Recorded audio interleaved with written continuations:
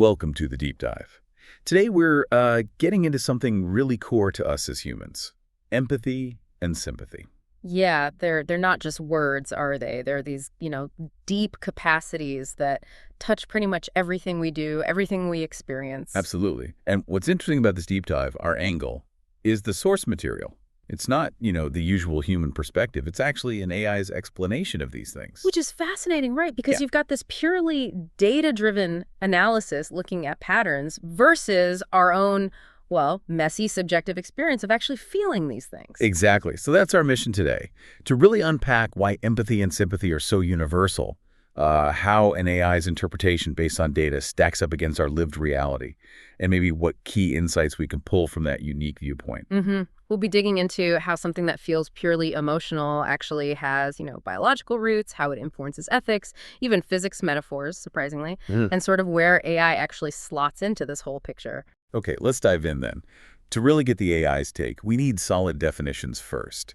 Can you kick us off by outlining what empathy and sympathy actually are? Sure. The source is pretty clear that, while we might use them interchangeably sometimes, they're distinct. So, empathy, that's the ability to understand or maybe even feel what someone else is going through, but from their perspective, trying to walk in their shoes, basically. Right, so it's more than just seeing someone sad. It's like feeling a shadow of that sadness yourself. Precisely. And the AI source actually breaks empathy down further into two parts. First, there's cognitive empathy. This is the thinking part, understanding their perspective, figuring out their mental state. It's sometimes called theory of mind. You're basically grasping why they might feel a certain way. Okay, the mental map part, understanding their thought process. Exactly. Then there's affective empathy. This one's more about sharing the emotion directly. It's feeling that resonance, that echo of what they're actually feeling. You feel a bit sad when they are, or maybe uplifted when they're happy. Got it. Cognitive, understanding the headspace. Affective, feeling the echo. You got it. Now, sympathy. It's definitely related, but different. Sympathy is more about feeling for someone. You feel care, concern, maybe pity or sorrow for them, and you usually wish them well. So empathy is feeling with them, sympathy is feeling for them. That difference between with and for feels really key. Okay, let's talk about the AI source itself. I mean, what does it even mean for an AI to explain empathy? It doesn't feel right. Right, exactly. From the AI's viewpoint, it's all about analysis. It crunches huge amounts of data language use, facial expressions, physiological signals like heart rate, tone of voice, how people interact, all the outward signs humans show when they're feeling or showing empathy. So it's like a super observer, picking up on all the clues and patterns. That's a good analogy. The AI doesn't feel anything, no subjective experience. What it does is process these cues, see patterns it's learned from all the human data it was trained on, and then it can sort of simulate understanding. It can generate a response that looks like empathy. It can predict if a human is likely feeling empathy, but it's not feeling it itself. So the human has the feeling, the AI infers it and mimics it based on data. That's a huge distinction. It absolutely is. But, the AI's strength is processing that data at a scale we just can't. It might spot really subtle connections or patterns in empathic behavior that are hard for us to see, and that can help researchers or maybe even be used to build, training simulations. The source makes this really big claim that empathy and sympathy touch every single human, no matter their background, and influences all parts of life. That sounds huge. Let's unpack that. Yeah. Well, it's because the roots go incredibly deep. I mean, right down to our biology. The source points to a strong evolutionary basis. It makes sense, right? Early humans needed to cooperate. Sensing danger from someone else's fear, caring for babies, coordinating hunts, that all relies on reading and responding to each other's states. It gave groups a survival edge. Helped us stick together and survive. Exactly. And you can see it in our neurobiology. There are specific brain areas that light up when we're empathizing. You mentioned mirror neurons, this idea that some neurons fire both when we do something and when we see someone else do it. That mirroring might be key to understanding actions, intentions, maybe even feelings. Other areas, like the insula and parts of the cingulate cortex, seem involved in processing our own emotions and even mirroring the physical sensation of someone else's pain. Wow. So our brains are literally wired to mirror others to some extent. It certainly looks that way. And it's physical too, the physiological response. Seeing someone upset can actually trigger changes in your own body. Heart rate might shift, skin conductance. It's like your body is subtly tuning in. That's incredible. It's not just in our heads. But the source also mentioned philosophy. How does that fit? Well, empathy and sympathy are often seen as the bedrock of ethics and morality. Thinkers like David Hume, Adam Smith, they argued that our capacity for sympathy, as they called it, is crucial for moral judgment. It lets us understand how our actions affect others, which motivates us to be altruistic and informs our ideas about justice and fairness. It's hard to have a concept of wrong without considering how the other person feels. Makes total sense. It's the why behind not wanting to cause harm. Precisely. Now, this is where the AI perspective gets kind of unexpected. It draws parallels to fields like physics, mathematics, and logic. Okay, hold on. Physics. How on earth does empathy relate to physics? It's more metaphorical or about modeling. Think about complex systems in physics, how parts influence each other. The AI might model emotional contagion, how feelings spread in a group using similar principles to how influence spreads in a physical network.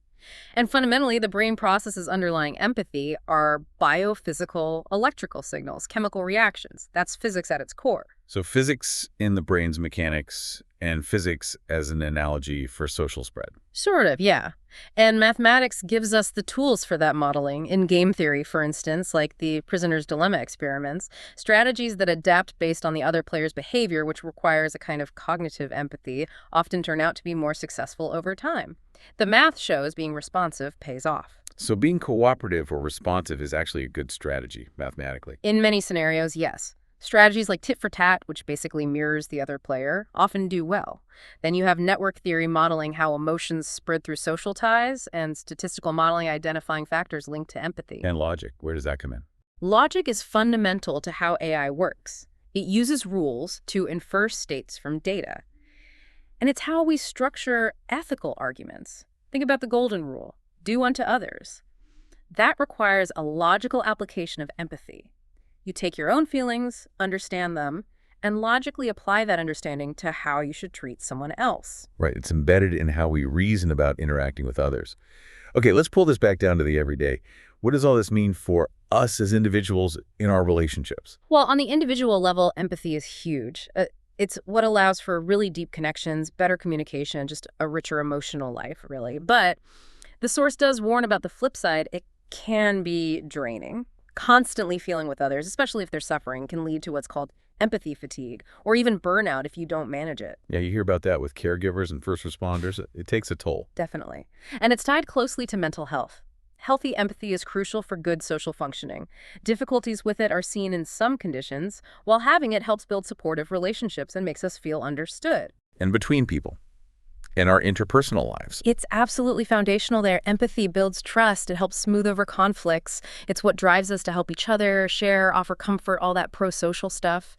When it's missing, relationships get strained, you get misunderstandings, isolation, sometimes even exploitation. And then zooming out again to society. Societies kind of run on an assumed level of empathy, don't they? Our laws against harming others assume we understand suffering. Social safety nets assume we care about the vulnerable. Different cultures might express it differently, but it's there. And when there's a big crisis, public reaction often hinges on whether people feel there's enough societal empathy or if it's lacking. You brought up ethics before, and empathy seeming like a good thing, but the source mentioned a dark side. That sounds intriguing. What's the dark side of empathy? Yeah, it's a really important point. Empathy is central to ethics because it connects us to the victim's feelings. But the dark side isn't that empathy itself is bad, it's how it can be, well, biased or misused. For instance, the source points out we tend to feel more empathy for people who are like us, our in-group. This can actually lead to ignoring or even harming people in an out-group. So it can actually fuel tribalism or division. It can, unfortunately. It can be very selective. And maybe more disturbingly, it can be manipulated. Someone who's good at reading people can fake empathy to gain trust, not to help, but to exploit. Think about con artists. They often weaponize apparent empathy. So true ethical behavior often means balancing our gut empathic feelings with reason and principles of justice so we don't fall into those traps. Okay, so where does this capacity actually come from? Are we just born with it, or is it something we learn along the way? It seems to be a bit of both. We talked about the deep evolutionary roots, but how it develops in each person is a journey. In early development, even tiny babies show basic forms, like crying when another baby cries. That's emotional contagion, a very raw resonance. Like a basic distress signal mirroring. Right. Then, around age 2 or so, you start seeing toddlers trying to comfort someone who's upset or sharing things. That shows the beginnings of actual empathic concern. Developing a sense of self seems key here, too. Realizing you're separate allows you to see others as having their own feelings. And it grows from there. Yeah, through childhood and adolescence, cognitive empathy, really understanding someone else's perspective, gets way more sophisticated. And the environment is hugely influential here. Things like having secure relationships with parents, being exposed to different kinds of people, even just talking about feelings, all that helps build it. So how we're raised, our schooling, our friendships, they all shape it. Absolutely. And the opposite is true, too. Things like neglect, abuse, or growing up where only selfish behavior is modeled. That can really stunt empathic development. The source also listed a bunch of other factors that influence empathy, art, struggle, even things like greed. How do those play in? The arts are mentioned as really powerful empathy builders. Stories, films, music. They let us step inside someone else's head, feel what they feel, see the world through different eyes. It's a fantastic way to broaden our understanding. Like empathy gyms almost, practicing perspective. Exactly. And human struggles, either our own or witnessing others, can also deepen empathy. Experiencing hardship can make suffering more relatable. Although, again, too much exposure without coping strategies can lead to that burnout or numbing effect we talked about. What about some of the more challenging influences? Greed, deception. Well, greed, that intense focus on just yourself and getting more often, requires actively suppressing empathy. You have to ignore or override concern for others to exploit them. And lies versus truth, well, deception just corrodes the trust and openness you need for real empathic connection. Truthfulness fosters it. And just our general life experiences. Having a wide range of experiences, especially interacting with lots of different kinds of people, different backgrounds, ages, viewpoints, that's invaluable. It just stretches your understanding of the human condition. Oh, and the source also highlights human concentration. Empathy takes effort. You have to pay attention, listen actively, try to process cues. Being distracted, stressed out, or overly self-absorbed really gets in the way. You need to actually focus to connect. Yeah. That makes sense. The source also linked empathy to basic human needs and even societal status. How does it connect there? It connects pretty directly to needs like love and belonging. Empathy is kind of the glue for relationships, for feeling understood and connected. It also contributes to feeling safely. Safe understanding others' intentions helps us navigate the social world, and collective empathy builds safer communities. And feeling understood probably boosts our self-worth, our esteem. Exactly. And even getting basic physiological needs met, like food and shelter, often relies on cooperation in groups, which has roots in empathy, alongside self-interest, of course. And that link to socioeconomic status, what was that about? Yeah, some studies apparently suggest that people with higher socioeconomic status might, on average, show slightly lower empathic tendencies. The source suggests one possible reason is less interdependence. If you have more resources, you might rely less on others day to day, potentially reducing the constant need to practice those empathic skills needed in more interdependent settings. It also notes that education, particularly things like humanities that involve studying different perspectives, can help foster empathy. Okay, let's loop back to the AI again. If it doesn't feel, how can it possibly help us with something so profoundly human? Yeah, it's a fair question. The AI source is quite clear. The goal isn't to replace human empathy, but maybe to augment our understanding or provide tools. So one way is improving understanding. AI can chew through massive amounts of research, data, brain scans, behavior studies, and find patterns related to empathy that humans might miss. It could even potentially help individuals understand their own emotional patterns better. So using AI to analyze the data about empathy. Precisely. It could also help in making life easier around empathy-related challenges. Think about tools for connection, maybe sophisticated chatbots offering companionship for lonely people, or virtual reality scenarios for practicing social skills if you have social anxiety. The key is these are tools, not replacements for real human connection. Right, practice spaces or assistance maybe. Exactly. Could be used in education to teach emotional intelligence or assist therapists, maybe by analyzing communication patterns. For coping strategies, AI might offer personalized mental health support like chatbots trained in cognitive behavioral techniques or resources on emotional regulation, or even analyze patterns to warn someone if they're showing signs of empathy fatigue. But the source stresses the aim is better understanding and regulation, not some unrealistic goal of feeling good all the time. So after covering all this ground from biology to philosophy to AI simulations, what are the absolute key takeaways for us? What should we really hold on to from this deep dive? I think the first big one is that empathy is fundamentally a skill. Yes, we have innate predispositions, but it's something you can actively work on, practice, and get better at throughout your life. It requires effort. So it's not fixed. We can cultivate it. Exactly. Second, remember AI is a tool. It simulates, it analyzes data, but it does not feel. We should see it as a potential aid for understanding or maybe skill building, but never mistake it for genuine human feeling or connection. And using that tool comes with responsibility. Absolutely. The ethical use of AI when it interacts with human emotions is crucial. We need safeguards against manipulation and ensure it's used beneficially. And finally, something easily missed: self-empathy. Being understanding and compassionate towards yourself, acknowledging your own feelings and struggles without harsh judgment, that's vital too. It fuels your own well-being and your capacity to empathize with others. This deep dive also brought up some really tough questions from the source material. Like, how does empathy relate to something as huge as death?